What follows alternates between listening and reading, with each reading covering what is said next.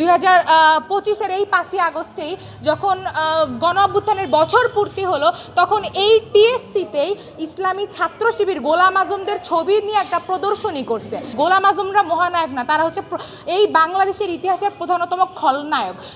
প্রথমত আমি বলতে চাই, এই যে ঘটনাটা ঘটিয়েছে প্রশাসন, তার আমি তীব্র নিন্দা জানাই এবং প্রতিবাদ জানাই। আজকে 14ই ডিসেম্বর, আজকে শহীদ বুদ্ধিজীবী দিবস। আপনারা জানেন যে 71 সালে 14ই ডিসেম্বর এই দিনে পাকিস্তান হানাদার বাহিনী তাদের সহযোগী বিভিন্ন সংগঠন আলবদর, আল-শাম, রাজাকারদের সহায়তায় তারা এই বাংলাদেশের বিভিন্ন বুদ্ধিজীবীকে হত্যা করেছিল। বাংলাদেশকে আগামী দিনে নেতৃত্ব শূন্য করার জন্যই কিন্তু তারা এই ঘটনাটা ঘটিয়েছিল। গতকাল জগন্নাথ হলের শিক্ষার্থীরা হল সংসদ মিলে তারা রাজাকারদের ছবি আঁকে এবং সেটা তারা মাটিতে আঁকে এই কারণেই যাতে সেখানে মানুষজন পাড়া দিতে পারে। মূলত এই যে প্রতীকী প্রতিবাদ, এটা দ্বারা আমরা বুঝি যে রাজাকারদের প্রতি যে ঘৃণা, সেটাই তারা প্রকাশ করার জন্য এই উদ্যোগটা গ্রহণ করেছিল। কিন্তু আমরা দেখলাম যে প্রশাসন আসলে সেই ছবিগুলো মুছে দিয়েছে।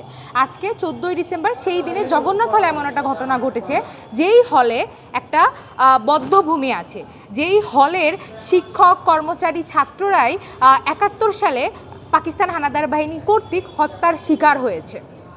আমরা কিন্তু এই ঘটনা নতুনভাবে দেখতে পাচ্ছি না। পুরো ক্যাম্পাসের দিকে যদি তাকান, যে বিগত দিনগুলোতে আমাদের যেভাবে বিজয় উদযাপন করা হতো, বিজয় দিবসকে কেন্দ্র করে যে ধরনের আয়োজন থাকতো, এবার তা খুবই সীমিত। এবং আমরা প্রত্যাশা করেছিলাম যে অভ্যুত্থান পরবর্তী বাংলাদেশে একটা ফ্যাসিস্ট শাসকের পতনের পরে এই আনন্দ আরও দ্বিগুণ হবে এবং রাজাকারদের প্রতি আমাদের যে ঘৃণা তা আরও বাড়বে। এবং যে তখনকার যে আসলে জনযুদ্ধের যে ইতিহাস, সেটা যে আওয়ামী লীগ তাদের বয়ানে আবদ্ধ করে রেখেছিল, কুক্ষিগত করার চেষ্টা করেছিল, সেটা আসলে মুক্তি লাভ করবে এবং 71-এর জনযুদ্ধের প্রকৃত ইতিহাস, মানুষের মুক্তির প্রকৃত আকাঙ্ক্ষাটা আসলে চারিদিকে আরও ছড়াবে এবং সেই ইতিহাসকে প্রশাসন, সরকার ধারণ করবে। কিন্তু আমরা আসলে অভ্যুত্থান পরবর্তী সময় থেকে বারবার দেখে আসছি যে 71কে 24-এর মুখোমুখি দাঁড় করানো হচ্ছে।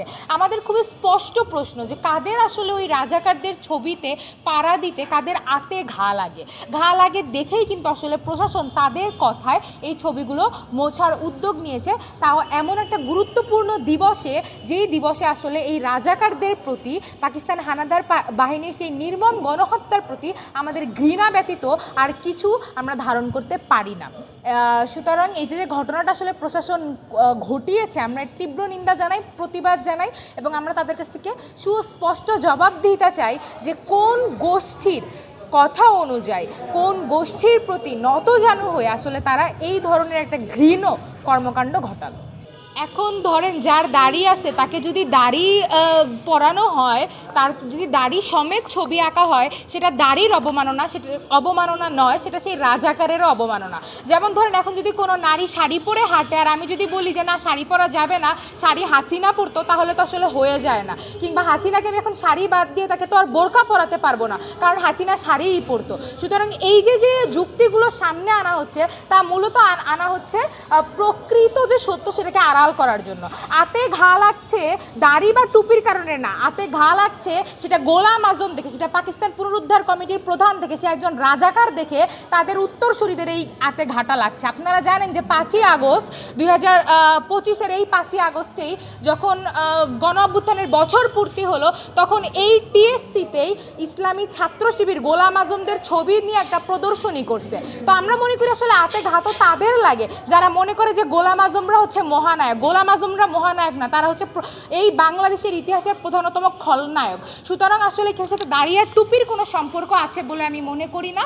গোলাম আজমকে উপর মুখে পাড়া দেওয়া হচ্ছে দেখেই আসলে তাদের এই কষ্টটা লাগতেছে। আরো অনেকেই ছিল, তারা প্রশ্ন করছে শুধুমাত্র জামায়াত ইসলামী নেতৃবৃন্দকে কেন? দেখেন, এইটা যারা করেছে এই প্রশ্নটা আপনারা তাদেরকে করতে পারেন। আমি আমার জায়গা থেকে, আমি বিপ্লবী ছাত্রমৈত্রী ঢাকা ইউনিভার্সিটির প্রেসিডেন্ট হিসেবে, ঢাকা বিশ্ববিদ্যালয়ের একজন শিক্ষার্থী হিসেবে স্পষ্ট করে বলতে পারি যে সেই সময় আসলে যারা এই বাংলার মানুষের সাথে গাদ্দারি করেছে, সেই রাজাকার প্রত্যেকের প্রতি আমার মন থেকে কেবলমাত্র ঘৃণা এবং ঘৃণা।